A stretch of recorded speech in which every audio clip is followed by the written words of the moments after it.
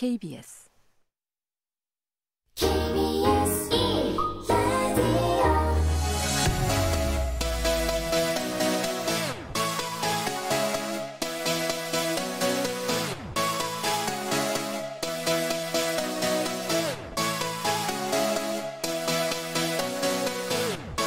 KBS 열린 토론.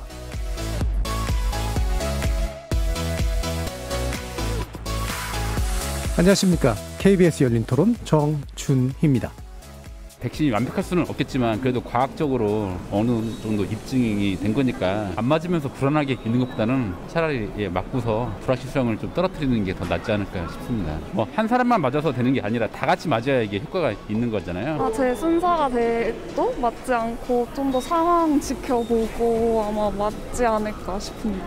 부작용 있는 사람들도 있고 그래서 걱정되는 게 있어서 제 차례가 되면 그냥 맞아야죠. 우리나라에서도 검증해서 도입하는 거니까 믿고 받아야죠. 더 좋은 게 나오지 않을까. 백신도 처음이다 보니까 무서운 것도 있죠. 지금까지 뭐 마스크 쓰고 다니면서 걱정 없이 살았기 때문에 그래서 전 만약에 할 수 있으면 뒤로 미루겠습니다. 일단 좀 지켜보고 11월에 다시 또 맞을 수 있다니까 그냥 그때 맞을 것 같아요. 그냥 임상실험도 많이 안 된 상태고 대부분 안 맞겠다는 친구들이 많아가지고 나라에서 맞춰준다 그러면 맞죠. 다른 사람들이 맞고 아직 내가 젊은데 내 차례가 오면 맞을 의향이 있어요. 지금도 뭐 그렇게 불안하지는 않는데 백신을 맞으면 아무래도 항체도 좀 생기고 좀 낫지 않을까. 지금보다 나은 생활을 했으면 하는 게 바람이죠. 거리에서 만나본 시민들의 목소리 어떻게 들으셨습니까? 오늘 토론 주제는 백신 접종 시작, 코로나19 집단 면역 성공하기 위한 방향입니다.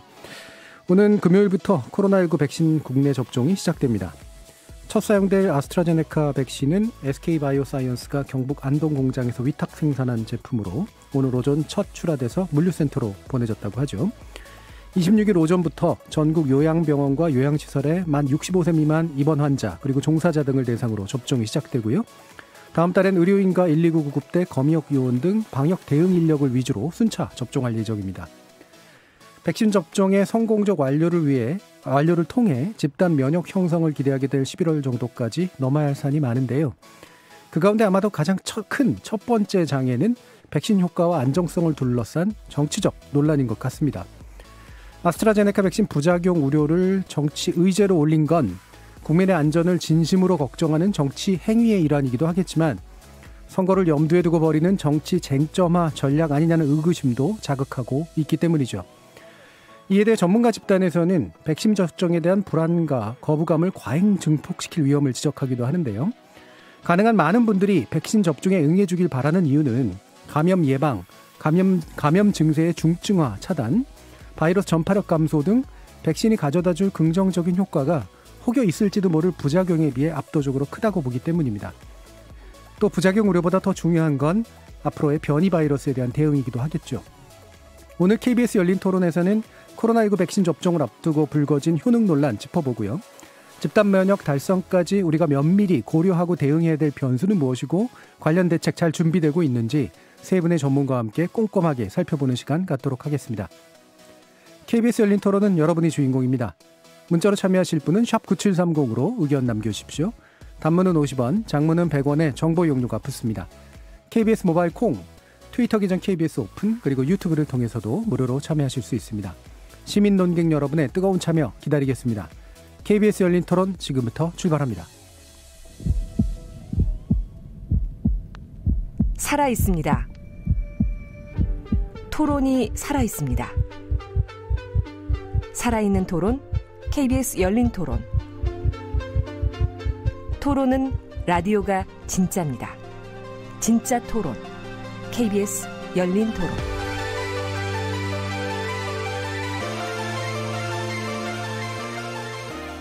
오늘 토론 함께해 주실 세 분의 전문가 소개하겠습니다.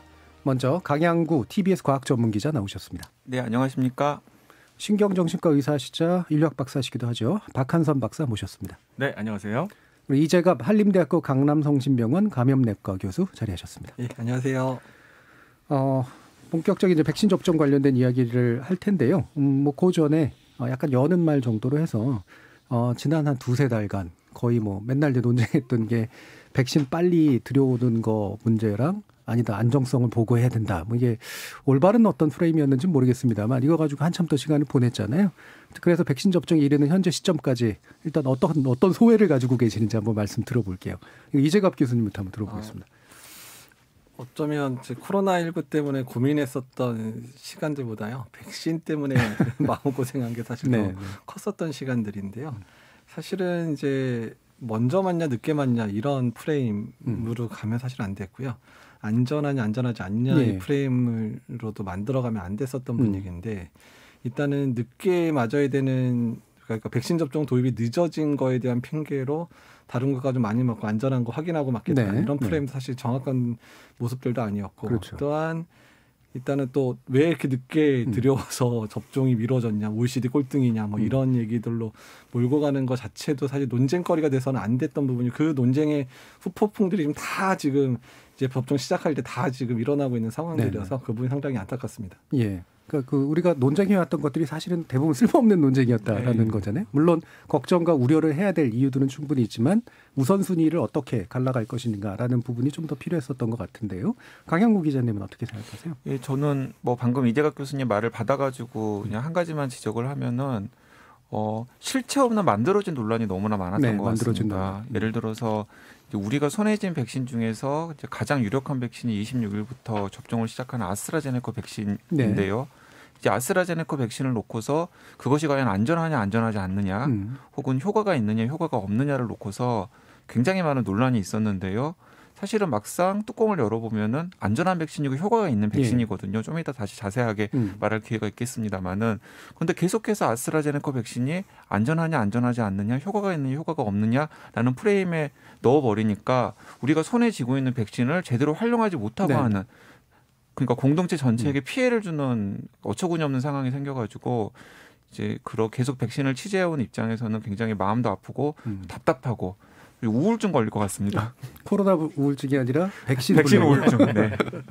자, 박한선 박사님. 네, 근데 저는 좀 어떤 면에서는 좋게 봅니다. 그 백신 둘러싼 갈등이 좋다는 게 아니고요. 사실 작년 초에 그 코로나 상황이 어떻게 되는지에 대한 다양한 예측 기관에서 18개월 이내에 백신 개발은 불가능하다고 얘기한 적이 많았습니다. 몇 년 이상 걸릴지도 모른다고 했고 일부에서는 아예 불가능할지도 몰라 이렇게 얘기를 하기도 했죠. 근데 이제 불과 1년밖에 안 지났는데 다양한 선택지가 있고요. 어떤 것이 좋은지 나쁜지에 대한 어떤 면에서는 작은 문제입니다.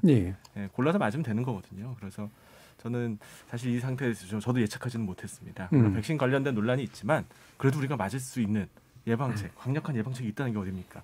좋게 생각합니다. 그렇죠. 불행 중 다행이다라는 표현이 사실 정확히 맞는 것 같은데 그래서 이걸 어떻게 이제 효과성을 높이고 그다음에 집단 면역에까지 이르는 면밀한 과정들을 갈 것이냐 오늘 좀 집중적으로 짚어주실 텐데요.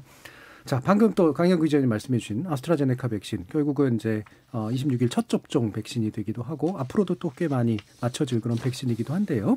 아까도 예방 효과 굉장히 높다. 그다음에 부작용 문제 걱정할 정도가 아니다라고 하는 얘기를 주셨는데 자세히 좀 말씀 주시죠. 네, 일단은 어제 이제 굉장히 많은 분들이 기다렸던 그 연구 결과가 영국에서 날라왔는데요. 그 영국에서는 12월 7일부터 화이자 백신 접종을 시작했고 그리고 1월 4일부터 아스트라제네카 백신을 시작을 했습니다. 그래서 지금 거의 1,000만 명 이상이 화이자 백신이나 혹은 아스트라제네카 백신을 접종을 했어요. 그래서 이제 많은 전 세계 전문가들이 어떤 연구를 기다렸냐면 영국은 화이자 백신도 접종을 했고 아스트라제네카 백신도 접종을 했잖아요. 그렇다면 실제로 화이자 백신이나 아스트라제네카 백신은 임상시험이 아니라 실제로 일반 시민들에게 접종을 했을 때 그 효과가 얼마나 되는지를 좀 영국 정부가 빨리 데이터를 만들어가지고 공개를 해줬으면 좋겠다라는 바람을 가지고 있었는데 드디어 어제 영국에서 영국 전체는 아니고요. 한 540만 명 정도를 분석할 수 있는 스코틀랜드에 집중해가지고 스코틀랜드에서 백신을 접종한 110만 명, 약 110만 명 그리고 나머지 백신을 접종하지 않는 사람들 사이에 어떤 유의미한 다른 점이 있는지를 확인을 해가지고 그 데이터를 정리해서 내놓았습니다. 근데 그 데이터를 보니까 너무나 기가 막힌 겁니다. 기가 막히다라는 게 안 좋아서 기가 막힌 게 아니라 너무 좋아서 생각보다. 기가 막히는 거예요. 그래서 하나씩 이제 따져보면은 우리가 효과를 걱정했던 아스트라제네카 백신 같은 경우에는 아스트라제네카 백신을 한 번 접종한 다음에 한 달 후에 아스트라제네카 백신을 접종한 분들과 접종하지 않은 분들의 그 입원율을 따져봤더니 예. 무려 94% 정도 아스트라제네카 백신을 맞은 분들이 효과가 있는 것으로 나타났습니다. 그러니까 94% 효과가 있다라는 이야기는 무슨 이야기냐면 백신을 접종하지 않은 사람들은 100명이 입원을 하는데 그렇죠. 백신을 접종한 분들, 아스트라제네카 백신을 접종한 분들은 100명이 아니라 단 6명만 입원을 네. 한다라는 굉장히 큰 차이가 나는 효과거든요. 물론 화이자 백신도 효과가 있었습니다. 화이자 백신 같은 경우에는 똑같은 기간에 그러니까 한 달 정도 시간이 지난 다음에 약 85% 정도로 입원율을 낮춰주는 효과가 있다라는 것입니다. 그러니까 결론을 말씀드리면 아스트라제네카 백신도 효과가 있고 화이자 백신도 효과가 있는데 굳이 영국 결과만 놓고 보면은 둘 중에서 좀 더 효과가 좋은 것은 아스트라제네카 백신이었다. 예. 그러니까 이제 그래서 제가 아스트라제네카 백신을 둘러싼 효과 논란이 사실은 막상 지나고 뚜껑을 열어보니까 의미가 없었다라고 말씀드린 것도 그런 맥락이고요. 여기에 이제 덧붙여가지고 제가 좀 더 설명을 드려야 될 것은 아스트라제네카 백신이 65세 이상 접종이 보류가 되었잖아요. 그 보류가 된 가장 중요한 근거가 65세 이상에게 효과가 있다라는 것을 입증할 만한 데이터의 숫자가 부족하다라는 게 유일한 이유였는데 일단은 110만 명 이상이 이제 아스트라제네카 백신과 화이자 백신을 접종을 했는데 그중에서 65세 이상 그리고 특히 70대 이상은 아스트라제네카 백신을 더 많이 접종을 했습니다. 근데 그러니까 아스트라제네카 백신을 더 많이 65세 이상 고령층에게 접종을 했는데 아까 말씀드렸던 대로 한 달 정도 시간이 지났을 때 약 94% 이상의 입원율을 감소시키는 좀 탁월한 효과를 보였다라는 결과가 어제 영국에서 나왔습니다. 예. 그럼 부작용 측면은 어떤가요? 네, 부작용 측면에서는 이제 어제 이제 날아온 영국에서는 부작용에 초점을 맞추지는 않았었고요. 지금 영국 정부가 아까 전체적으로 1,000만 명 이상이 화이자 백신이나 아스트라제네카 백신 접종을 했다라고 말씀을 드렸잖아요. 계속해서 부작용 사례들을 모으고 있습니다. 지금 계속해서 이제 모아서 인과관계를 이제 추리고 있는데 굉장히 흥미롭게도 아스트라제네카 백신, 화이자 백신 둘 다 안전성에 큰 문제가 없습니다. 이게 일단 큰 결론이고요. 그런데 굳이 둘 중에서 더 안전한 백신을 뭐냐라고 물어본다면 1,000만 명 이상이 접종한 그 영국 결과만 놓고 보면 아스트라제네카 백신이 화이자 백신보다 좀 더 안전하다는 결과가 나왔습니다. 이것도 이제 우리가 알고 있던 상식과는 전혀 다른 것인데요. 경증 부작용만 놓고 보면 그러니까 백신을 접종한 다음에 뭐 백신 접종 부위가 붓거나 아니면 발열 증상이 나거나 뭐 두통, 현기증, 근육통 같은 그래서 하루 정도 뭐 직장을 쉬어야 될 수도 있는 그렇지만 이제 하루 정도 지나면은 이제 다 완치가 되는 이런 경증 부작용 사례 같은 경우는 아스트라제네카 백신도 상당하고 화이자 백신도 상당히 많습니다. 그리고 또 특이하게도 나이 드신 분들보다 젊은 사람들 사이에서 오히려 경증 부작용 사례는 더 많습니다. 그런데 우리가 이제 그 백신 부작용 사례로 이제 특히 걱정하는 것은 뭐냐면 아마 그 청취자 여러분들도 많이 들으셨을 텐데 아나필락시스라고 하는 알레르기 쇼크 반응이거든요. 그건 자칫 잘못하면 빨리 대응을 하지 않으면 생명을 잃을 수도 있는 중증 부작용이기 때문에 굉장히 주의를 기울이는데요. 그 중증 부작용 사례만 놓고 보면 아스트라제네카 백신은 거의 걱정할 수준이 나오지 않았습니다. 그런데 화이자 백신 같은 경우는 10만 명당 2명, 3명 정도 중증 부작용 사례, 그러니까 아나필락시스 사례가 나왔고 그래서 영국 정부에서도 이미 알레르기 병력이 있는 분들은 화이자 백신 접종을 하지 말라고 지금 공고를 하고 있고요. 그렇게 공고를 하고 있음에도 불구하고 10만 명당 2명, 3명 정도의 이 부작용 사례가 화이자 백신의 경우에는 나오고 있기 때문에 우리나라에서도 화이자 백신 접종을 할 때는 그 부분에 대해서는 조금 더 주의를 기울여야 될 것으로 보입니다. 그러니까 이게 참 아이러니컬한 거죠. 지난 한 달, 2달 동안 계속해서 우리나라 언론에서는 아스트라제네카 백신이 효과가 있다 없다 혹은 안전성에 문제가 있다 없다 등을 가지고 막 논란을 해왔는데 정치권도 마찬가지고 근데 막상 뚜껑을 열어보니까 아스트라제네카 백신이 효과 면에서도 오히려 나을 수도 있고 안전성 면에서도 오히려 나을 수도 있다라는 결과를 우리가 얻어낸 거니까요. 예. 그러면 화이자 백신이 또 마침 또 말씀이 또 나왔으니까 우리나라에서 지금 그 어제 검증자문단 회의 결과가 이제 나왔는데 이재욱 교수님 그 화이자 백신에 관련된 검토 어떤가요?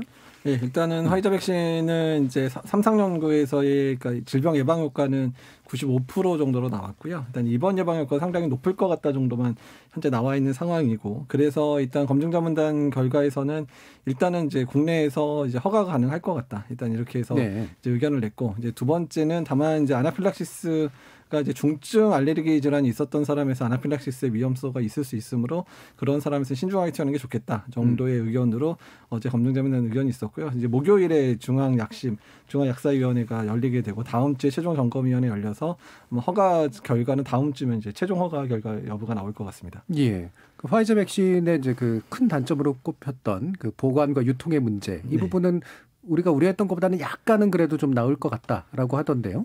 그래서 일단 이번 허가 상황에서는 이제 그 부분 보고가 안 되는데 워낙 이제 영하 70도 플러스 마이너스 15도로 이제 보관을 해야지 된다고 이제 결과 이제 해서 좀 현재 우리나라에서나 예방접종 센터에서만 접종을 하도록 지금 권장을 하고 있는 상황인데 최근에 미국의 이제 미국 FDA에 화이자가 신청한 내용들은 이제 영하 20도에서도 한 2주 정도는 이제 가능하다. 이제 이런 결과들을 내서 신청을 해서 일단 보관 자체를 좀 더 용이하고 쓰는 방법이 있다라고 하는데 국내에는 아직 신청이 되지는 않았습니다. 예. 그러면 또 한 가지 만 16세, 17세 청소년에게도 화이자 백신 투여 가능하다. 애초에는 이제 제외 대상이었었으니까.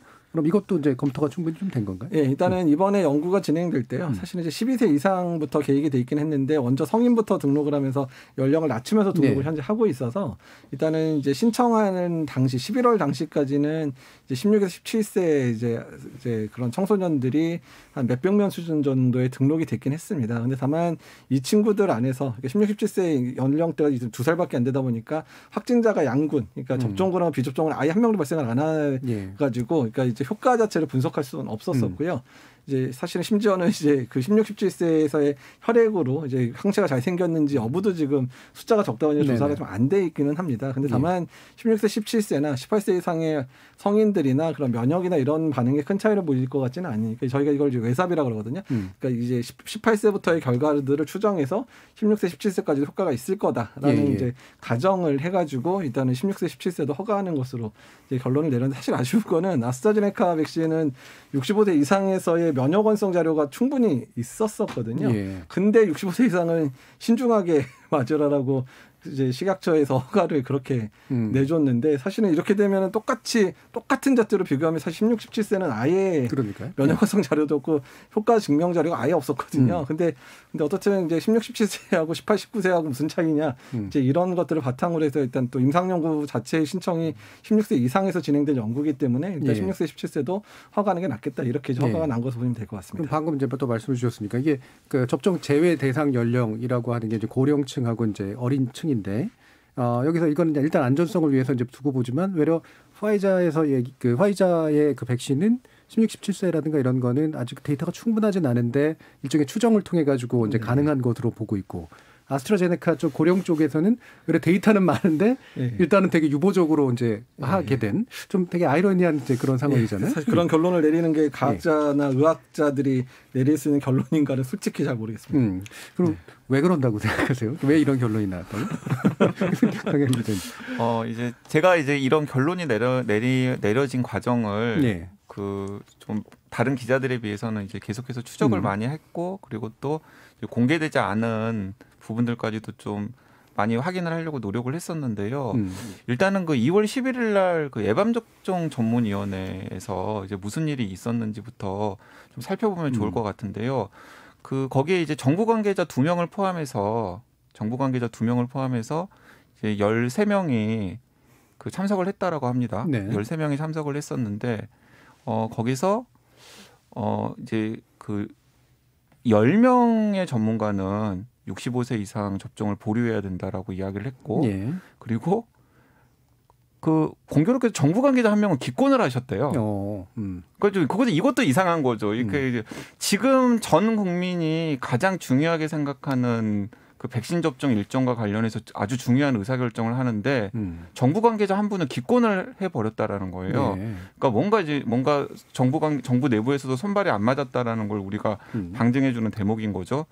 그리고 이제 끝까지 전문가 2분이 그 이제 백신을 통한 집단 면역의 가능성을 높이고 그리고 애초에 정부가 계획해 놓은 예방접종 일정도 염두에 뒀을 때 그리고 또 과학적 근거를 염두에 뒀을 때 65세 이상에게도 접종을 해야 된다라고 이제 끝까지 주장하셨던 분은 딱 2분이었다라고 합니다. 되게 소수였네요. 네, 되게 소수였죠. 그러니까 왜 그런 결과가 나왔는지를 생각을 해보면 예방접종 전문위원회가 사실은 굉장히 그 중요한 이 절차이고 중요한 위원회이긴 합니다만은 사실은 예방접종 전문위원회의 전문가들은 일종의 추인을 해주는 겁니다. 그러니까 질병관리청에서 어떤 사안을 가지고 내놓으면 질병관리청에서 내놓은 사안이 맞는지 틀리는지를 이제 추인을 해주는 성격이 있는데, 그러니까 대체로 질병관리청에서 합리적인 안을 올리면은 그 안에 큰 문제가 없다라고 약간 권위를 전문가들의 권위를 실어주는 기관인 거죠.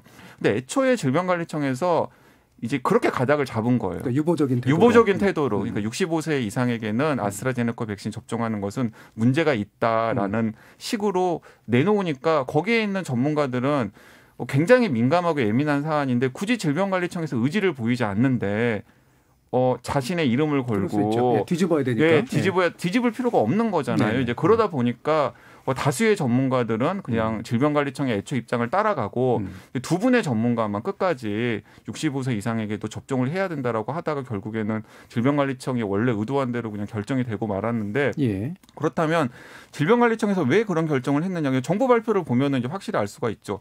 일단은 질병관리청이 계속해서 강조하고 있는 게 아스트라제네카 백신이 65세 이상에게 접종 보류를 한다고 해서 우리 질병관리청이 아스트라제네카 백신의 안전성이라든가 혹은 효과성에 대해서 우려를 표하고 있는 것은 절대로 아니다.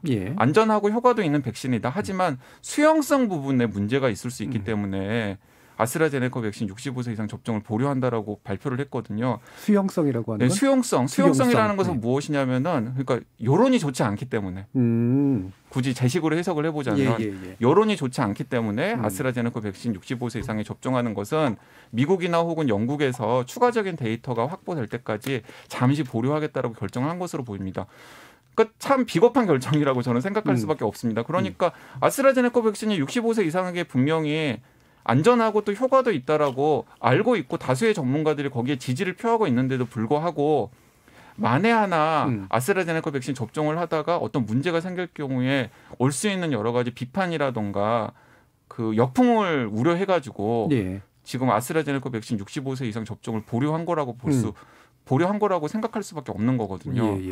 그래서 이제 저는 이 부분에서는 질병관리청이 지난 1년 동안 굉장히 많은 고생도 했고 그리고 또 여러 가지 성과를 냈습니다마는 이 아스트라제네카 백신 65세 이상 접종 보류를 한 결정은 이제 나중에 회고를 하게 되면은 굉장히 중요한 국면에 굉장히 중요한 오판을 한 것으로 기록이 될 것이라고 생각합니다. 그러면 질병관리청이 결국 의제를 설정하는 기관일 수밖에 없기 때문에 그 예방접종위원회 전에 그러면 살짝은 아주 전문가적인 그런 결정보다는 약간은 관료적이거나 행정적인 결정을 한쪽에 좀 더 가깝거나 심지어 뭐 정치적인 것까지는 아니겠지만 여론 고려한 결정인 셈이라고 보시는 거기 때문에 어떻게 보세요? 그러니까 사실은 이제 그 질병관리청이 많이 흔들렸던 이유 중에 하나는 식약처에서 중앙약사위원회 회의 끝나고 발표할 때 사실 65세 이상을 허가하기로 한 거다. 다만 65세 이상의 사용에 대해서 신중해야 된다. 이런 식으로 이제 앞부분이 강조되고 뒷부분이 이제 사실은 노랗게 이제 적게 표현이 됐어야 되는 부분인데 그게 무슨 65세 이상에 대해서 보류하는 것처럼 이렇게 언론이 보도되게 좀 오해를 사는 그런 언론과의 커뮤니케이션을 했거든요. 그러니까 그 부분 때부터 흔들리기 시작한 겁니다. 그러니까 언론에서 65세 이상은 뭐 안 되는 거 아니야? 뭐 이런 식의 상황들이 조성이 되니까 그때 한번 흔들렸고 기본 관념이 좀 그렇게 만들어졌다는 거죠. 그리고 이제 최종점검위원회 끝나고 나서 이제 일단은 65세 이상 그때 최종점검위원회 또 65세 이상은 가능하다는 게 강하게 이제 커뮤니케이션 해야 된다는 것들이 전문가 지적을 했기 때문에 제대로 전달이 됐는데 더 문제는 기자들하고의 그 일문일답을 하는데 그 신중이라는 표현은 그럼 언제 쓰는 거냐 했더니 사실은 이게 좀 국가예방접종이니까 국가에서 권고하면 접종하라는 거잖아요. 근데 거기다가 평상시 다른 약들에 대해서 설명할 때처럼 그 신중은 의사가 신중하게 판단하라는 거다. 이렇게 돼버리니까 접종을 시작해야 되는 의사들 입장에서는 자기네가 다 책임을 뒤집어 쓰는 이런 상황이 되니까 의사들 사이에서 그러니까 실제 예방접종을 시행하는 사람에서의 여론까지 나빠져 버리니까 그러니까 질병관리청 자체에서는 야 이렇게 해서는 큰일 나겠다. 게다가 의사협회장이 뭐 65세 이상 접종 반대한다. 뭐 이런 식의까지 발표를 내놓은 상황이었기 때문에 이러다가는 65세 이상은 접종을 한다 그래도 의사들이 접종 안 하면 어떡해. 이런 상황까지 벌어지다 보니까 근데 거기를 사실은 꿋꿋하게 밀고 넘어가고 설득을 했어야 되는 상황인데 그 부분에서 많이 약해진 부분이어서 이런 결정 체계 자체 부분들에 있어서는 강영 기자가 말씀하신 대로 사실 65세 이상의 지금 요양원하고 요양병원에 맞춰야 되는 상황인데 그 사람들을 접종을 못하게 되는 그런 거는 사실 한두 달 정도의 아주 공비 또 사망률이 가장 높은 그룹들을 접종을 못하는 상황들이기 때문에 상당히 어려울 수 있는 상황이어서 질병관리청이 이번 부분에 있어서의 결정에서는 조금 문제가 있었지 않나 생각이 듭니다. 알겠습니다. 자 그러면 이제 두 분 말씀 이제 많이 들었고 이제 박한수 박사님이 오래 기다리셨는데 결국엔 이 이야기를 우리가 하게 된 이유는 분명히 이제 백신 접종 아까 수용성이라는 표현을 쓰셨습니다만 백신 접종은 어느 정도는 지금 아까 이제 그 시민 인터뷰 중에 보면 임상도 잘 안 됐는데 이랬는데 사실은 이거 임상 수준을 넘어선 데이터를 이미 가지고 있는 거잖아요. 네네. 특히나 아스트라제네카하고 파이자에 관련해서는 이제 그런 상태에서 결과적으로 백신 접종을 이제 원활하게 진행해야 되는 그런 상황에서 이른바 수용성 내지 불안감이라고 하는 것을 우리가 어떻게 좀 바라보고 어떻게 다뤄야 될 것인가라는 문제 좀 세민해야 될 부분이 있는 것 같아요. 박한수 박사님 의견 좀 주시죠. 네, 물론입니다. 그 백신에 대해서 이렇게 사람들의 의견이 갈리고 또 심지어 정부 관계자들도 조금 미온적이고 조금 보수적인 관료적인 태도를 취하는 이유는 우리 모두 백신에 대해서 약간은 거부감이 있기 때문입니다. 네. 사실 이재갑 교수님이나 강영 기자님도 그런 마음이 전혀 없는 건 아니에요. 인간의 본성입니다. 이 오류관리 이론이라는 게 있는데요. 우리는 위험한 것을 안전하게 생각했을 때 치러야 되는 대가가 안전한 것을 위험하다고 생각했을 때 치러야 되는 대가보다 훨씬 큽니다. 네. 그래서 미지의 것, 알지 못하는 것, 새로운 것, 외부의 것에 대해서는 일단 위험할 것이다, 좋지 않을 것이다라고 보는 그런 오랜 진화적인 인지적 경험칙이 있습니다. 실제보다 높게 평가하게 된다는 거죠. 그렇죠. 왜냐하면 뭐 예를 들어서 사슴인 줄 알고 봤는데 사자면 잡아먹히잖아요. 그렇죠. 근데 사자인 줄 알고 그냥 갔는데 알고 보면 사슴이었다면 그냥 한 끼 식량을 잃는 정도밖에는 안 되거든요. 비용의 차이가 큽니다. 근데 코로나는 신종 바이러스고요. 백신은 사상 가장 짧은 시간에 개발됐다고 하고 다양한 부정적인 뭐 부작용이라든지 효과성에 대한 이런 것들이 언론에서 계속 나옵니다. 그러니까 일반 대중들이 과학 논문을 직접 읽는 게 아니란 말이에요. 그러니까 불안하고 걱정되지 않으면 어떤 면에서는 그게 더 이상한 일이라고 생각합니다. 하지만 기본적으로 백신은 굉장히 안전합니다. 전문 의약품 중에서 백신만큼 이렇게 안전한 약이 없습니다. 왜 그러냐면 백신은 일반인들한테 투여하거든요. 아무 증상이 없는 사람한테 투여합니다. 그렇죠. 환자가 아닌. 네, 환자가 아닙니다. 만약에 항암제라면 암 환자들한테 투여하니까 부작용이 있어도 그럼에도 불구하고 투여할 수 있습니다. 이득이 크다면 손해를 감수할 수 있죠. 근데 백신은 아닙니다. 멀쩡한 사람한테 투여해서 문제가 생기게 되면 그건 어떻게 하겠습니까? 그래서 아주 엄격한 허가 기준이 있고요. 작은 위험성이라도 있으면 허가가 잘 안 납니다. 이 백신은 기본적인 허가 기준에 가지고 있는 일종의 스피릿이라고 할 수 있고요. 그러니까 백신을 둘러싼 이 작은 부작용은 사실 확률적으로 보면 굉장히 낮습니다. 미미하죠. 그럼에도 불구하고 일반 인구 집단에서 나타날 수 있는 잠재적인 위험성을 줄이기 위한 여러 가지 조치가 지금 취해지고 있는 거고요. 따라서 너무 걱정할 필요는 분명히 없습니다. 하지만 그렇다고 해서 걱정하는 시민들한테 야 이게 어리석다, 뭐 과학적인 지식이 부족하다 이렇게 얘기해서는 안 되고요. 기본적인 인간의 심리니까 그것을 받아들이고 그럼에도 불구하고 리더십을 가지고선 백신 접종을 일반 인구 집단한테 이제 할 수 있는 이제 그러한 좀 방법이 좀 있어야 되는데 그러지 못한 게 좀 아쉽습니다. 이게 이제 여러 가지 주체들이 지금 관여돼 있잖아요. 질병관리청부터 해가지고 또 다른 전문가 집단, 의사 집단도 있고 언론도 있고 정치권도 있고 그런데 뭐 이들이 뭐 서로 견제하고 감시하는 기능이 있으니까 이제 어느 정도는 당연히 서로 상호 비판도 해야 되는데 이게 공통적인 메시지와 그다음에 약간은 더 서로 갈라져도 되는 그런 메시지 사이에 어떤 계위가 좀 잘못돼 있다라는 그런 생각 같은 게 좀 있는데. 그러면 저는 개인적으로는 그런 생각을 했거든요. 어차피 외국에서 이제 많은 접종들이 일어날 테니까 뭐 이스라엘, 영국 이런 거 보고 나면 우리도 뭐 이제는 그 정도면 뭐 충분히 판단할 수 있을 것 같다. 더 갈지 말지를. 근데 이게 인종 차이를 고려해야 되는 건지는 모르겠습니다만 우리가 외국을 보고서도 더 고민하고 걱정할 게 남아 있나? 이제 이런 생각이 좀 들거든요. 어떻게 좀 봐야 될까요? 위험성에 이제 상대적인 차이가 있습니다. 이게 예를 들어 영국이나 이런 데는 지금 확진자가 너무 많거든요. 그러니까 작은 위험성이라고 하더라도 일단 백신을 접종해야 된다는 컨센서스가 있을 가능성이 있어요. 두 번째는요. 이 감염병 상황에서는 오히려 새로운 것 그리고 외부의 것에 대한 사람들의 거부감이 더 심해지는 경향이 있습니다. 이게 좀 약간 아이러니한 일이라고 할 수 있는데요. 그래서 백신 접종률이 낮은 국가는 주로 저위도 지방에 감염병이 빈발하는 지역입니다. 이 고위도 지방, 감염병이 흔하지 않은 지역에서는 백신에 대한 거부감이 오히려 적습니다. 이 감염병은 주로 외부 그리고 새로운 곳에서 우리한테 들어오는 경향이 있습니다. 따라서 우리는 백신은 외부의 것 그리고 새로운 것이거든요. 이거에 대한 두려움이 감염병이 유행하고 있는 이런 감염병 유행 상황에서는 오히려 더 고조되는 경향이 있고요. 따라서 지금 전 세계적인 팬데믹 상황에서 사람들이 더 보수적인 태도를 취하고 그래서 백신에 대한 거부감이 더 심해지는 것도 어떤 면에서는 자연스러운 일이라고 할 수 있습니다. 그럼 이제 외국 사례 또 마침 얘기를 해주셨으니까 지금 이제 그 백신 접종 먼저 시작한 나라들에서 효과성하고 안전성 문제를 얘기하면서 이제 이게 확진자 수 감소하고 연관성이 지금 충분히 확보가 되는지 안 되는지 잘 모르겠습니다만 어쨌든 막 뉴스 보도들은 나오고 좀 있잖아요. 일단 좀 검토 좀 해주시죠.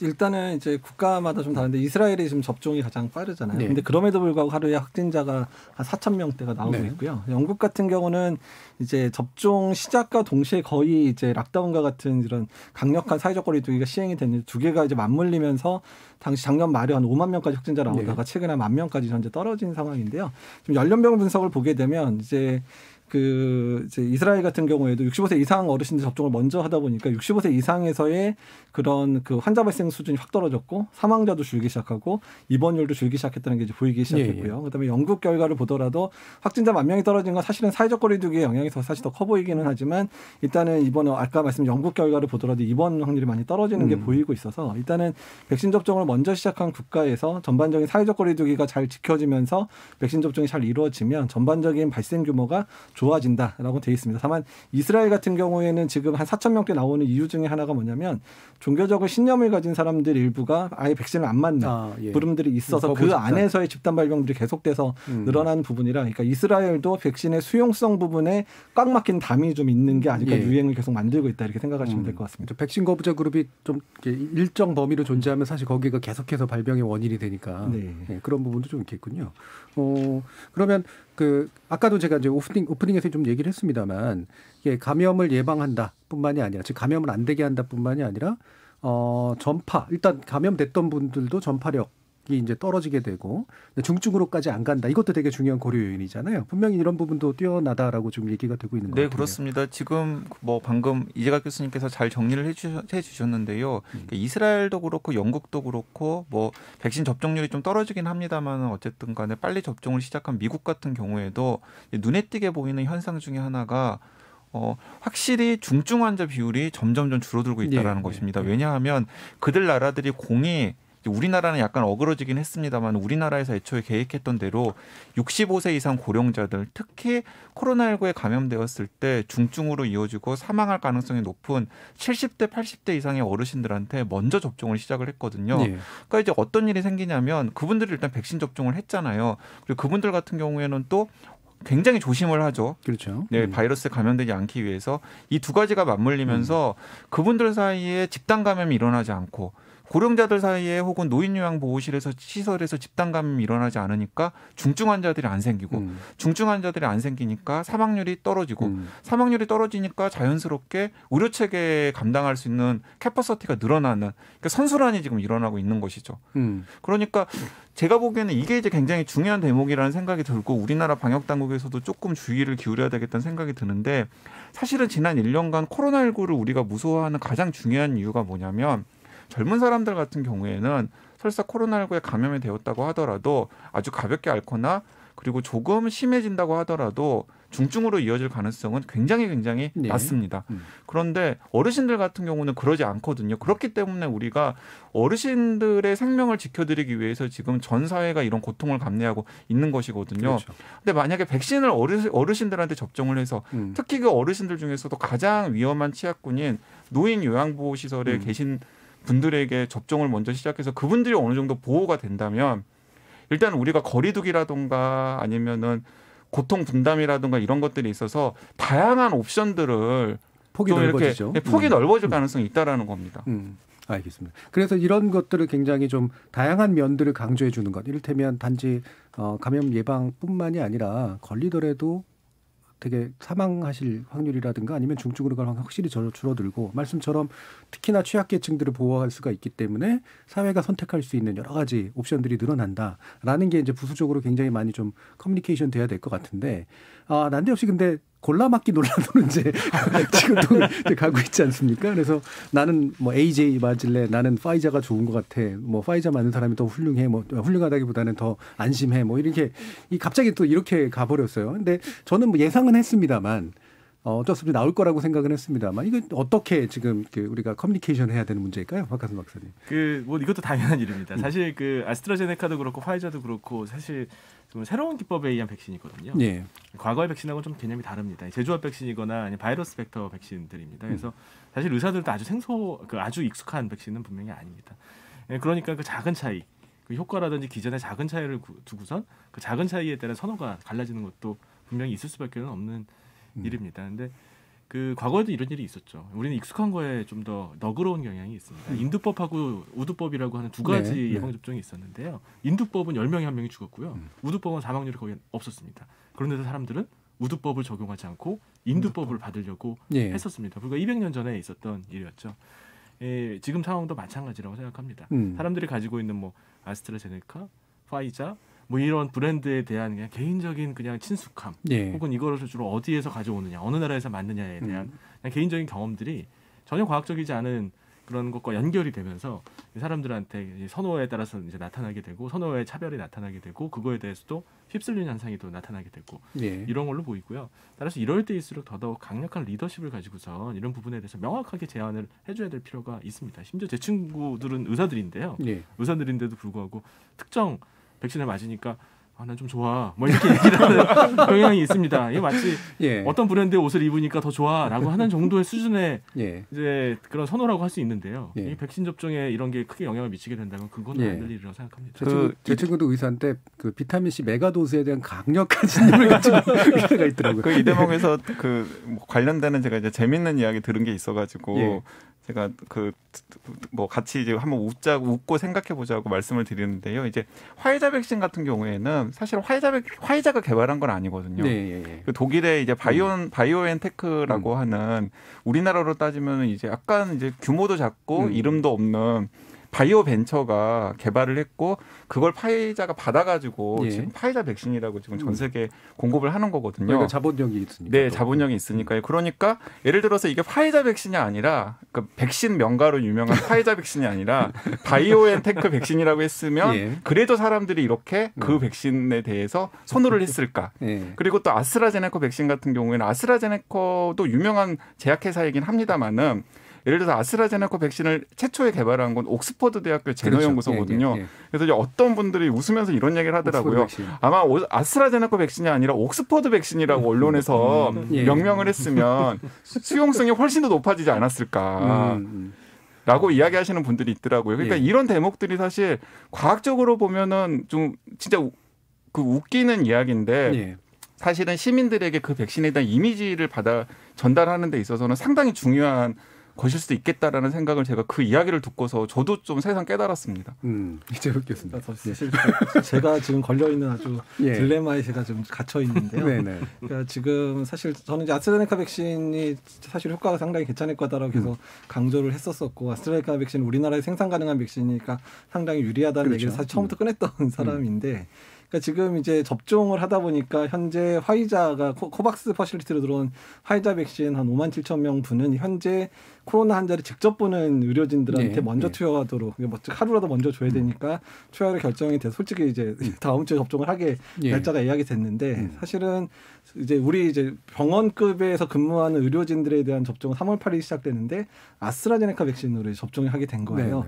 그러니까 저는 계속 둘 다 괜찮다라고 얘기를 하고 있었던 사람인데 왜 저는 이제 같은 병원 전체 근무자 중에 저희 병원에 딱 40명만 화이자를 맞게 되고 나머지 1,000명이 넘게 되는 사람 아스트라제네카 백신을 맞게 됐는데 그러니까 너는 화이자 맞고 왜 나는 아스트라제네카냐 이런 얘기를 하는 사람들이 주변에 나오고 있거든요. 특혜 아닙니까? 자기만 좋은 거 맞는다. 그러니까 근데 저는 뭐 제가 그러려고 그러는 게 아니라 그러니까 거꾸로 말하면 백신 선택권이 없기 때문에 저는 사실은 만약에 그런 여론이나 이런 대응을 위해서 저보고 아스트라제네카 백신을 맞으라고 그러면 당연히 맞을 거예요. 근데 저한테 백신 선택권이 없으니까 제가 만약에 화이자 백신 맞는 걸 안 맞는다고 하면 저는 11월까지 기다려야 되는 상황이 된다는 거거든요. 그러니까 제가 장단컨대 분명히 아스트라제네카 백신 좋다고 한 이재갑은 화이자 맞았다라고 하는 그러니까 그런 여론에 또 공격을 받을까 봐 언론에 공격을 받을까 생각되는데 바꿔주면 정부 당국에서 저를 아스트라제네카 백신을 맞으라고 하면 전 맞겠습니다. 이런 걸 다른 말로 있는 자의 여유라고 하기도 해요. 자, 이렇게 다들 공통적으로 말씀해 주신 건 이미 이제 여러 가지 데이터나 모르거나 이거는 굳이 뭐 우열을 따질 필요도 별로 없어지고 어떤 식으로 굳이 뭐 선택권을 주는 것도 당연히 그럴 이유도 없고 들어오는 대로 순서대로 맞아주는 것이 가장 합리적인 방안이다라고 하는 부분들 강조를 해 주셨습니다. 우리 청취자들도 많은 의견 주셨는데요. 들어보고 가죠. 정의진 문자 캐스터. 네, 지금까지 청취자 여러분이 보내주신 문자들 소개합니다. 8847님, 코로나 백신 부작용이 우려됩니다. 약 하나 만드는데 길게는 몇십 년의 임상시험을 거치게 되는데 1년도 안 되는 임상시험을 통해 완성한 백신이라는 점에서 세심하게 결정해야 한다고 봅니다. 생명에 관한 문제니까요. 7606님, 백신 접종 여부는 개인이 스스로 판단해 결정하면 됩니다. 아주 조금이라도 의심스럽고 불안이 느껴진다면 맞지 않으면 됩니다. 강요할 필요도 막을 필요도 없습니다. 개인적으로 이렇게 짧은 시간에 백신을 맞게 해준 개발자님들께 박수를 보냅니다. 5383님, 백신 접종국들의 상황을 봐가며 백신을 드려도 되는 건데 상황이 급한 나라들의 접종 시작 소식을 보고 우리도 빨리 드리라고 야단이었던 사람들이 이제는 백신 부작용과 1호 접종 여부를 두고 남탓 중입니다. 제발 불안을 조장하지 말고 정부와 의료진을 믿고 차분하게 차례대로 백신 접종합시다. 2738님, 질병청, 식약처, 정부 관계자의 셀트리온 치료제 승인 발표 시에도 애매모호하게 발표를 하니 치료제를 맞으라는 건지 맞지 말라는 건지 헷갈렸습니다. 백신 접종에 있어서도 마찬가지고요. 책임지기 싫어서 그런 걸까요? 8672님, 백신에 대한 구매 시기, 구매량, 효능에 관한 언론들의 보도 행태는 비판보다 무분별한 비난에 가까웠습니다. 좀 더 합리적이고 건전한 대안을 제시하는 보도를 해주시길 바랍니다. 7958님, 질문 드립니다. 당뇨, 고혈압 등 기조질환자도 백신을 맞아도 아무 문제가 없을까요? 3932님, 백신 접종의 목표는 집단 면역 달성에 성공하는 겁니다. 이를 위해 정부와 의학계를 믿고 백신을 접종하는 게 최선이라고 생각합니다. 라고 보내주셨네요. 네, KBS 열린 토론. 이 시간은 영상으로도 생중계하고 있습니다. 유튜브에 들어가셔서 KBS 1라디오 또는 KBS 열린 토론을 검색하시면 지금 바로 토론하는 모습 보실 수 있습니다. 방송을 듣고 계신 여러분이 시민 농객입니다. 계속해서 청취자 여러분들의 날카로운 시선과 의견 보내주세요. 지금까지 문자캐스터 정의진이었습니다. 토론이 세상을 바꿀 수는 없습니다. 하지만 토론 없이 바꿀 수 있는 세상은 어디에도 없습니다.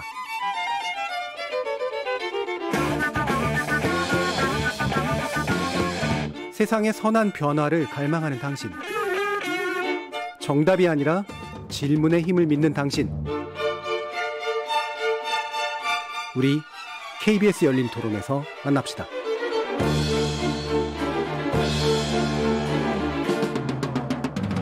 KBS 열린 토론, 오늘은 백신 접종 시작에 관련해서 세 분의 전문가와 함께 이야기 나누고 있는데요. 이재갑 한림대학교 강남성심병원 감염내과 교수, 신경정신과 의사이신 박한선 인류학 박사, 강양구 TBS 과학전문기자, 이렇게 세 분의 전문가와 함께하고 있습니다. 저희가 열린 토론이 이제 선물을 드리는 그 프로그램은 아니긴 한데요. 그래도 그 문자가 채택되면 또 기분이 좋잖아요. 근데 문자 채택되는 좋은 방법 중에 하나가 좋은 질문을 던져주시는 겁니다. 아까 7958님이 이제 질문을 하셨는데 당뇨, 고혈압 등 기저질환자 백신 맞아도 문제 없습니까?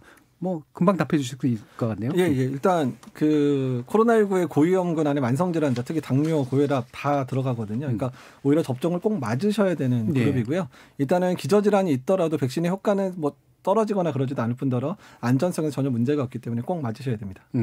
네, 잘 들으셨죠? 빨리 그 순서가 오면 꼭 맞으시기 바랍니다.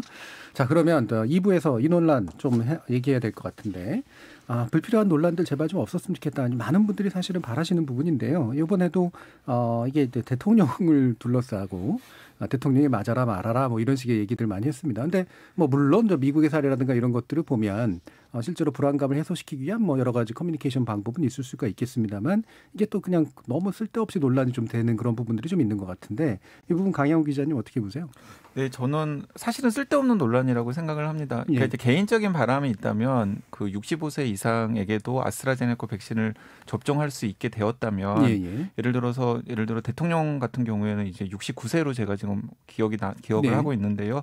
그렇다면은 아스트라제네카 백신에 대해서 어르신들 중에서 그동안의 여러 가지 논란들 때문에 걱정을 하시는 분들이 있으니까, 예를 들어 뭐 대통령, 그리고 국무총리, 그리고 국회의장 같은 분들이 다 보니까 65세 이상이더라고요. 그러니까 이제 그런 분들이 마치 미국의 조 바이든 대통령이 당선인 신분으로 12월 22일에 화이자 백신 접종을 처음 시작했던 것처럼 아스트라제네카 백신을 접종을 했다면 예. 아스트라제네카 백신에 대한 사람들의 의구심이라든가 이런 것들이 대통령도 맞은 백신인데 대통령도 맞은 옥스퍼드 백신인데 우리가 못 맞을 게 뭐냐. 예. 이게 또 이런 분위기 같은 것들이 좀 만들어질 수 있지 않았을까 하는 생각은 가지고 있습니다. 그런데 예. 어쨌든 간에 지금 상황에서는 아스트라제네카 백신이 65세 이상에게는 보류가 된 상황이잖아요. 그렇죠. 근데 보류가 된 상황에서 청와대라든가 질병관리청이 그런 보류된 결정을 번복하면서 특별히 예외 사항을 두면서 대통령에게 접종을 권하는 것은 사실은 좀 무리한 일이라고 할 수 있겠죠. 꼬여 있는 상태네요. 네, 꼬여 있는 상태인데 이미 그래서 이제 이런 상황에서 이제 야권에서는 아스트라제네카 백신의 흠집을 내기 위해서 그렇게 효과나 안전에 자신이 있으면 대통령부터 맞아라라고 일단은 이제 먼저 공격을 했단 말이죠. 사실은 그러니까 백신을 정치화한 거죠. 그렇죠. 근데 이제 거기에 대해서 청와대라든지 혹은 청와대가 답변을 하지 않는다면 여당에서 그냥 무응답을 하든지 아니면 대응을 하더라도 좀 세련되게 대응을 했으면 좋았을 텐데 여당 정치인 중에 한 분이 오히려 더 논란을 부추기는 발언을 했단 말이에요. 네. 대통령이 실험 대상이냐. 그렇다면 이 얘기를 듣는 순간 이제 아스트라제네카 백신 접종에 예정되어 있는 의료인들이나 혹은 뭐 65세 이하지만은 노인 요양보호시설의 종사자나 입원해 계시는 분들 같은 경우는 그러면 우리는 실험 대상인가? 라고 하면서 이제 백신에 대해서 오히려 더 불안감을 더 부추기는 일이 생길 수 있기 때문에 다시 한번 또 말이 꼬였죠. 네, 이게 이제 백신이 정치화되면서 생길 수 있는 여러 가지 문제점들이 압축되어서 나타난 사례가 아닐까라는 생각이 듭니다. 그럼 박한선 박사님은 이와 같은 조건은 어떤 식으로 좀 슬기롭게 좀 뚫고 가는 게 좀 필요하다고 생각하세요? 그 이제 백신 접종은 사실 그 여러 나라에서 그 지도자들이 먼저 맞는 걸 보입니다. 이걸 이제 우리가 명성 편향성 전파라고 하는데요. 이게 새로운 문화가 이제 새롭게 행동 양상이 새롭게 어떤 집단에서 퍼지려면 잘 안 퍼집니다. 그런데 기존의 이제 사회적 믿음과 신뢰를 획득하고 있었던 특정 인물이나 집단이 그 행동을 하게 되면 사람들이 따라하게 됩니다. 우리가 광고 모델로 유명한 사람들을 쓰는 이유가 바로 그런 거죠. 그런데 한국 사회에서 과연 정치인이 이렇게 사람들의 그게 편향 없는 신뢰와 믿음을 받고 있느냐. 오히려 정치적 갈등이 더 많아질 가능성이 있어요. 그래서 저는 한국 사회에서 만약에 이거 접종을 먼저 한다면 물론 보건복지부의 일종의 이제 플랜이 있겠지만 약간 예외로 사람들이 모두 신뢰하고 믿고 따를 수 있는 그런 한국인들이 접종을 먼저 맞는 거를 미리 보여주는 것도 의미가 있다고 생각합니다. 예를 들면 누굽니까? BTS, 김연아, 아무튼 네, 그거 굉장히 중요한 거고요. 두 번째는 이제 수능 편향성 전파라고 하는데요. 주변에 있는 수능, 수능 편향성 전파. 그러니까 주변에 있는 사람들이 맞기 시작하면 나도 맞는다. 이제 이런 겁니다. 그래서 처음부터 주변에 있는 사람이 다 맞을 수는 없지 않습니까? 그래서 이제 맞기로 예정된 사람들이 다 뭐 의료인이고 그렇지만 사실 이제 들어가 보면은 다들 일반인입니다. 우리 친구들이 있고 뭐 다 주변에 있는 아저씨들이고 아줌마들이죠. 그래서 그런 분들이 접종하고 맞고 그 경험들을 사람들한테 이야기하는 걸 대중매체를 통해서 보여줄 필요가 있어요. 그래서 다른 사람들도 맞는데 괜찮다더라, 별 문제가 없다더라 이런 것들을 이제 받아들이게 되면 그러면 이제 그 백신에 대한 거부감이 많이 줄어들게 되죠. 네, 이 부분 제가 좀 추가 말씀드리겠습니다. 실제로 저 상황이 이제 먼저 접종한 국가에서 실제로 벌어졌거든요. 그러니까 프랑스가 접종에 대한 수능도 난 맞겠다고 했던 사람이 50%가 안 됐었는데 실제로 접종이 시작되면서 내 주변에 있는 사람들이 예방접종을 잘하고 이제 문제 없는 걸 보니까 현재 접종 수능도에 대한 측면은 70%까지 올라가고 미국도 비슷하게 지금 퍼센트가 올라가고 있어서 정말로 주변에 있는 사람들이 큰 문제 없이 나와 비슷한 사람이 큰 문제 없이 맞는 거 자체가 예방접종 수능도 올리는데 상당히 중요하다 생각이 듭니다. 그렇겠죠. 주변에 내가 아는 분들이 이제 맞고 있는데 나도 맞아야지 이렇게 될 테니까.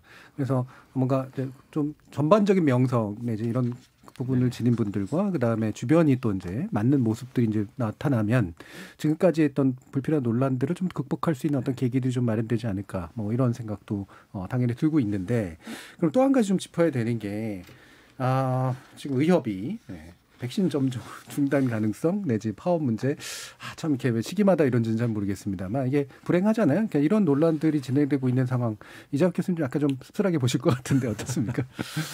그러니까 일단은 일단 백신 접종을 거부한다 이거는 이제 아니다. 일단은 그거는 이제 결부짓지 말라라고 이제 의협 차원에서도 얘기가 나왔기 때문에 일단 둘째치고라도 일단은 이 상황 자체에 있어서 그러니까 지금 백신 접종이 정말 중요하고 모든 국민들이 지금 바라고 있는 상황 속에서 이제 대한의사협회가 오히려 솔선수범해서 백신 접종이 제대로 이루어지도록 노력하겠다라고 이제 발표해야 되는 시점이 하필이면 또 이게 또 의료법 개정 사항하고 이제 부딪히면서 이런 파열음이 나는 것 자체가 그렇죠. 이 상황 자체가 너무 좀 안 좋다는 거죠. 네. 그러니까 뭐 누가 먼저 시작했냐 만했냐를 떠나서 또 의료법의 개정 문제를 떠나서 일단은 백신 접종과 이 사안을 연동시키는 거는 절대로 안 되는 네. 상황이고 이건 사실 어느 국민이고 받아들일 수도 없고 그렇죠. 의사협회가 작년 파업을 통해서 일부 조금 여론의 힘든 상황 역풍들을 맞았던 부분들을 훨씬 더 강화할 상황이기 때문에 지금 상황에 있어서는 일단 의사협회가 본연의 그런 해야 되는 역할들에 대해서 충실하겠다라고 얘기를 하는 게 중요할 것 같고요. 오히려 그런 의료법 개정 사안들은 오히려 정치권이라든지 또는 국회 또는 뭐 보건복지부와 잘 상의해서 절정점을 찾아가는 방식으로 조절해야 되지 않을까 생각을 하고 있습니다. 예. 자 그러면 또 이제 우리 약간 더 이후의 일들을 좀 짚어봐야 되니까 정은경 질병관리청장이 집단 면역이 이루어지게 만들 때 고려해야 될 3대 변수로 접종률, 공급, 이제 변이 문제를 꼽았습니다. 이게 아마 이후 쭉쭉쭉쭉 더 이제 우선순위가 이제 있는 건데. 일단 접종률이라고 했을 때 이건 또 시기적으로도 언제쯤 될 것인가라는 부분도 좀 있겠고요. 뭐 제일 중요한 문제이긴 하니까 어느 정도로 좀 예상하고 계시나요, 강민 기자님? 네, 일단은 접종률 같은 경우에는 작년에 독감 백신 같은 경우에는 우리나라 전 국민이 5천만 정도니까 그 중에서 한 3,600만 정도가 접종을 하면 충분히 집단 면역이 가능하다라는 게 정부의 발표였었는데요. 근데 이제 코로나19 같은 경우에는 전문가들도 이제 서로 설왕설래가 있긴 합니다만은 약간 더 보수적으로 수치를 좀 높이는 것 같습니다. 예. 그러니까 한 90% 정도가 이제 접종 대상자의 90% 정도가 접종을 성공적으로 완수를 해야 예를 들어서 그 중에서는 좀 백신 접종 후에 뭐 면역이 좀 더 잘 갖춰진 분들도 있고 또 그렇지 못한 분들도 있고 그럴 것 아닙니까? 그렇기 때문에 그러면은 집단 면역이라고 하는 목표치를 조심스럽게 다 도달할 수 있지 않을까라고 전망을 하는데 어쨌든 간에 이제 저는 이제 그런 수치보다 더 중요한 것은 무엇이냐면은 가능한 한 빨리 속도가 저는 또 굉장히 중요하다는 생각이 들거든요. 그러니까 영국 같은 경우에 지금 이렇게 상당히 드라마틱해 보이는 여러 가지 성과들이 나타날 수 있었던 가장 중요한 계기가 뭐냐면 2달 정도 되는 시간 동안에 영국이 한 6천만 정도 되는데 인구가 1,000만 명 이상. 근데 그 1,000만 명 안에는 코로나19에 감염되었을 때 가장 취약해질 수 있는 분들이 이제 다수 포함되어 있는 1,000만 명에게 속도감 있게 빨리 맞추는 게 굉장히 중요했거든요.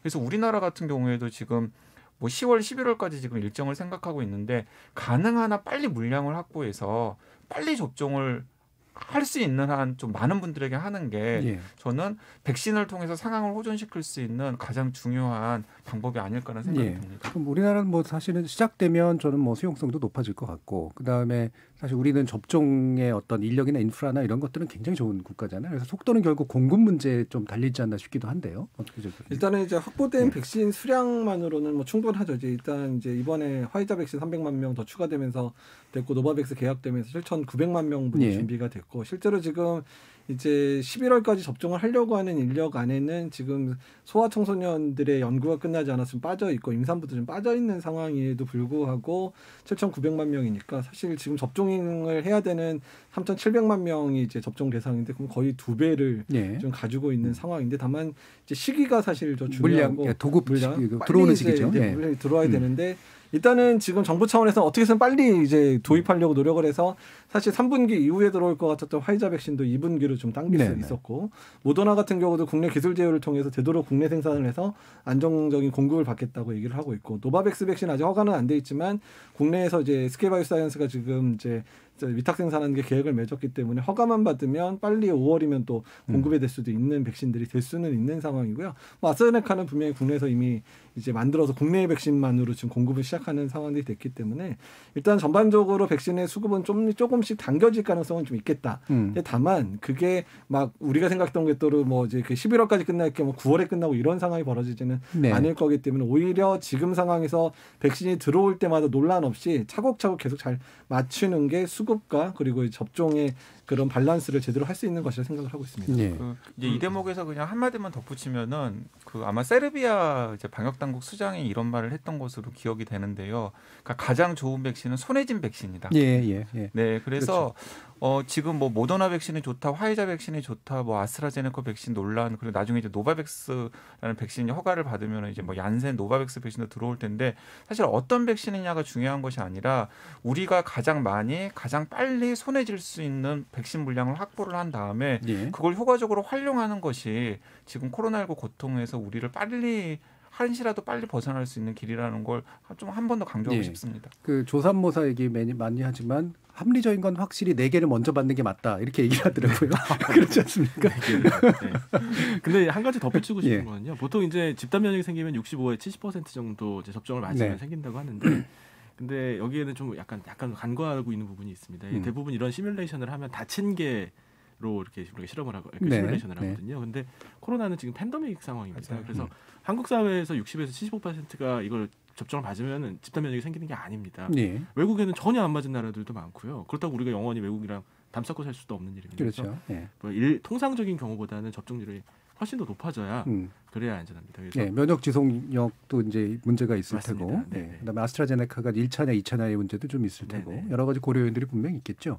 그러니까 지금 까꿍 돌쇠님이 스푸트니크는 수입 계획이 없나요? 이렇게 얘기를 해주셨는데 접촉은 한 거로 알고 있는데 어떻습니까? 일단은 보건복지부하고 질병관리청이 공식적으로 대답은 일단은 도입 계획은 없다. 왜냐하면 지금까지 도입하기로 예정된 백신 수량만으로 충분한 백신이 확보됐기 때문에 현재는 계획은 없다고 알려져 있습니다. 그럼 마지막으로 변이 문제. 이건 뭐 사실 지금 막 얘기할 수 있는 상황까지는 어떤지 모르겠는데 어느 정도까지는 커버가 가는 거고 앞으로 일어날 일은 사실 잘 모르겠고 이런 거 아니겠습니까? 그러니까 일단은 현재 이제 확실히 이제 나온 부분들은 영국발 변이 바이러스에 대해서는 백신 효과가 많이 떨어지는 것 같지는 않다. 이거는 공이 현재 개발된 모든 백신에서 다 공통적으로 나타난 결과들이고요. 이제 두 번째 상황들은 이제 남아공발에 대해서는 전반적으로 다 떨어지는 것 같아요. 지금 현재 연구상에서 이제 환자 대상의 연구에서 이제 떨어지는 게 아스트라제네카 백신, 얀센 백신 그리고 노바백스 백신 다 공이 남아공 백신에 대해서는 백신 접종 효과가 한 20에서 30% 정도 떨어지는 게 이미 확인이 된 상황이고 화이자 백신이나 모더나 백신도 실험실적인 그런 실험에서 이미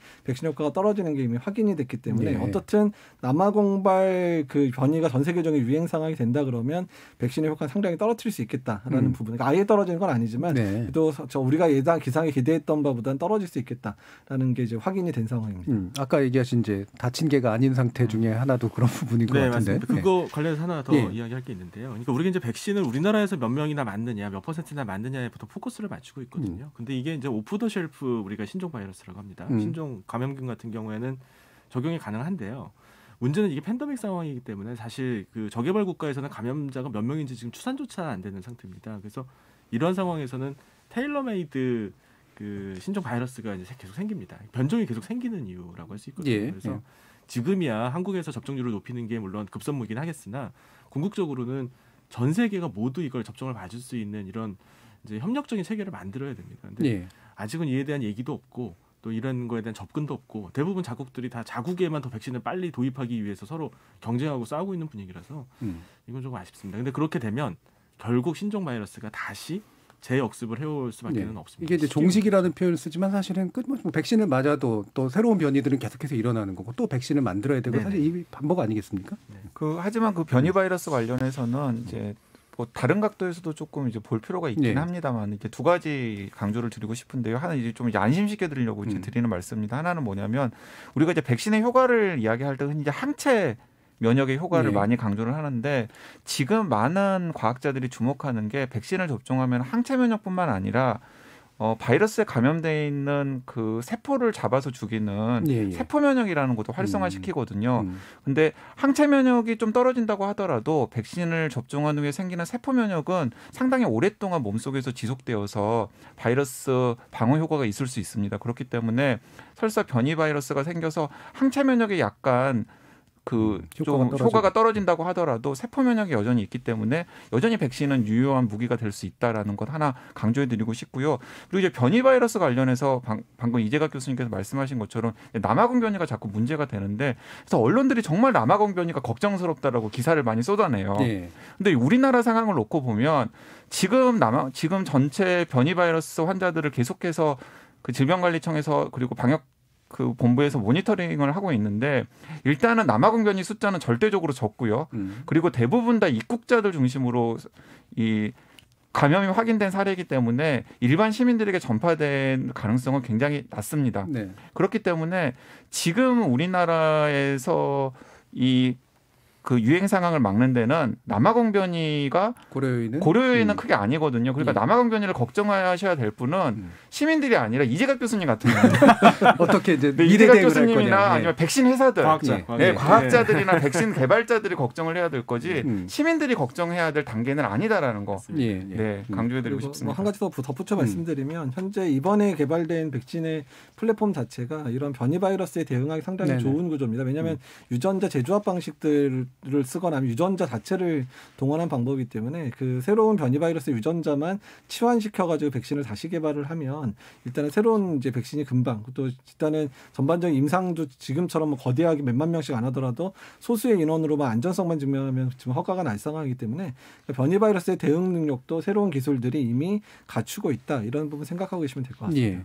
결국 백신이라는 게 이제 감염에 대한 가능성도 떨어뜨려 주지만 아까도 말씀하셨던 것처럼 이제 사회적 정책을 쓰는 여지도 훨씬 더 넓혀주고 그럼으로써 사회적인 부담도 이제 굉장히 많이 줄여주고 그다음에 이후에 나오게 될 혹시라도 변이나 이런 것들에 대한 대응도 사실은 그것을 토대로 해서 할 수 있도록 만들어주기 때문에 확실히 이제 굉장히 중요한 그래서 빨리 많은 사람들이 맞는 것이 중요한 문제 같은데 그 결국은 이거는 또 사회적 정상성, 회복력 이런 거, 그다음에 심리적으로 또 안심 이런 것들을 하는 데 있어서 결정적으로 또 굉장히 중요한 요소가 된다는 말로 이해가 되잖아요. 박한수 박사님, 뭐 그렇게 이해하면 될까요? 그 옛날 얘기를 잠깐 해도 될지 모르겠습니다. 그 정약용 선생이 아이를 9명을 낳는데 몇 명이 죽었을까요? 6명이 죽었습니다. 다 그 정도 될 것 같네요. 전염병으로 죽었거든요. 한국에 우두법에 대한 책을 도입한 사람이 바로 정약용, 다산 정약용입니다. 그 이제 지석영 선생이 한국에서 처음으로 우두법을 접종을 시작을 했습니다. 그 일본이 부산에 만들었던 재생의원에서 처음으로 이제 그걸 배워가지고 자신의 2살 난 처남한테 처음 이제 접종을 하거든요. 그리고 지석영 선생이 그렇게 얘기합니다. 처남한테 그 우두 접종의 증상이 나타나는 걸 보고 과거에 급제했을 때보다 훨씬 더 기뻤다. 평생의 일생에서 가장 기뻤다. 의사들의 기본적인 마음이라고 할 수 있습니다.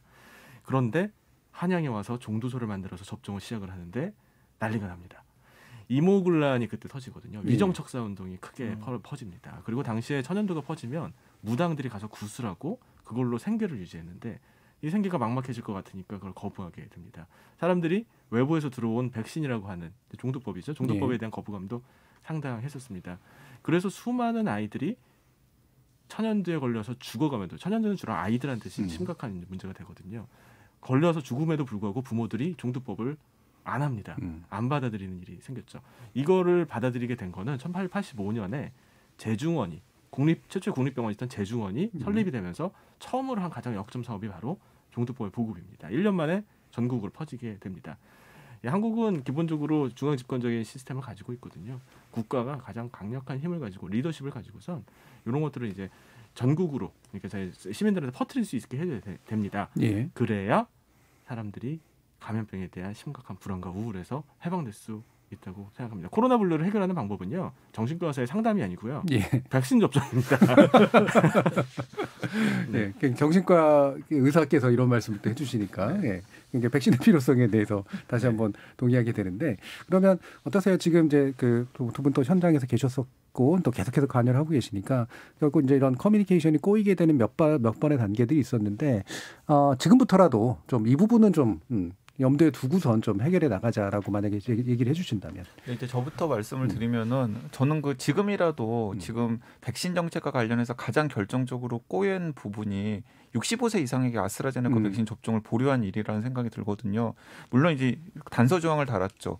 그러니까 3월 말이나 4월 초에 미국 임상시험 데이터가 나오거나 혹은 영국에서 실제로 접종을 했을 때 유의미한 긍정적인 데이터 결과가 확보가 되면 그걸 토대로 해서 다시 평가를 해서 예방접종 전문위원회를 통해서 뭐 재결정을 하겠다라고 단서를 달았습니다. 그런데 그 아까 처음에 소개를 해드렸던 대로 실제로 지금 영국에서 굉장히 그 많은 그 대상은 인구 대상을 한 긍정적인 데이터가 지금 확보가 돼 있는 상황이거든요.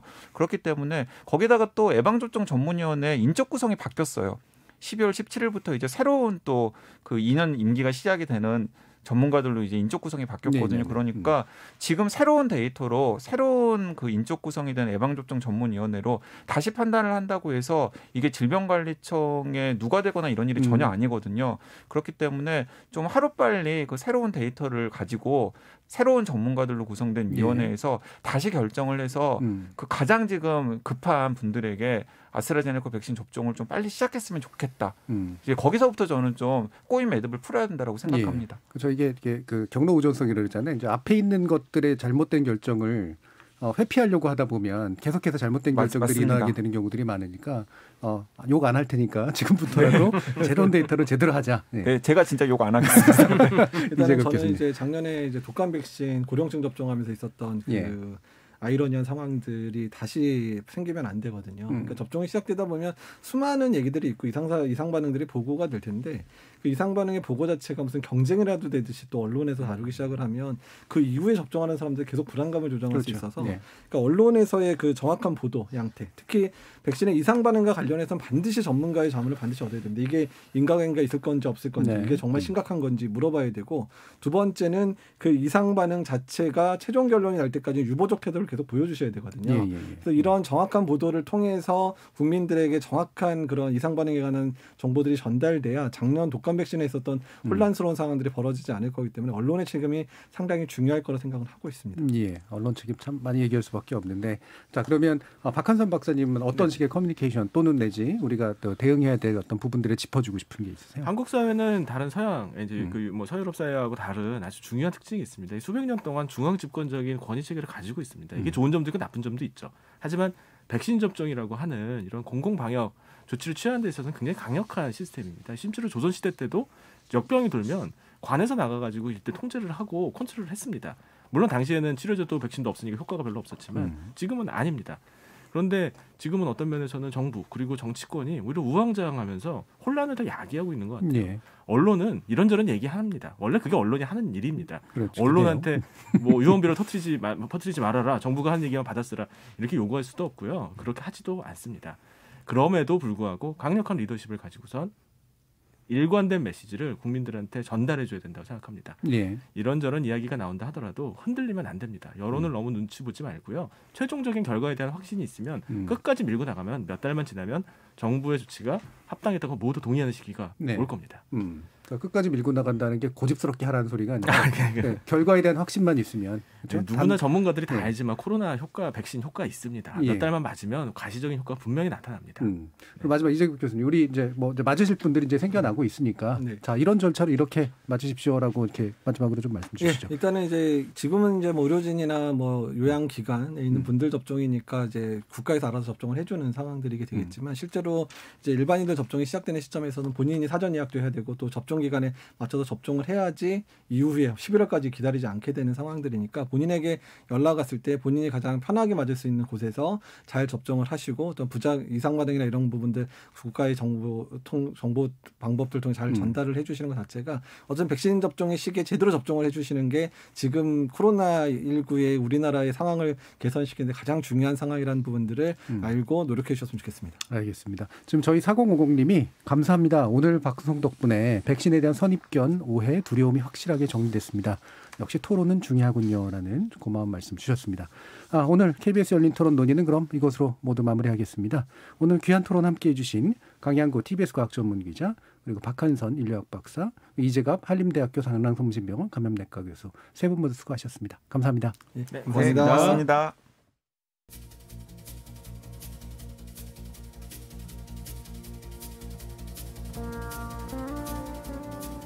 대통령부터 맞아라.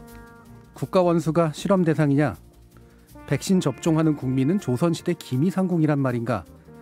조만간 시작될 백신 접종을 두고 정치권에서 오간 말들입니다. 전후 맥락을 따져보면 뭐 아주 영 이상한 발언이지만은 않았지만 그럼에도 불구하고 씁쓸해지는 입맛을 감추기는 어렵네요. 솔직히 이건 굳이 정치가 전면에 나서서 해결해 줄 일도 아니라서 더 그렇습니다. 그래서 의사들을 대변한다는 단체 대표에게 귀를 돌렸더니 아뿔싸 이런 말이 들립니다. 백신 접종은 우리 의무가 아니다. 그러니까 하라 마라 강요할 수 없는 거다.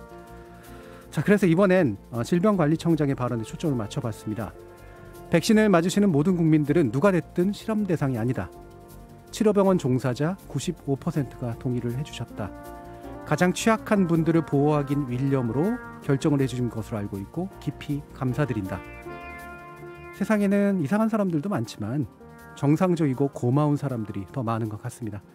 참여해주신 시민논객 여러분 정말 감사합니다. 지금까지 KBS 열린 토론 정준이었습니다.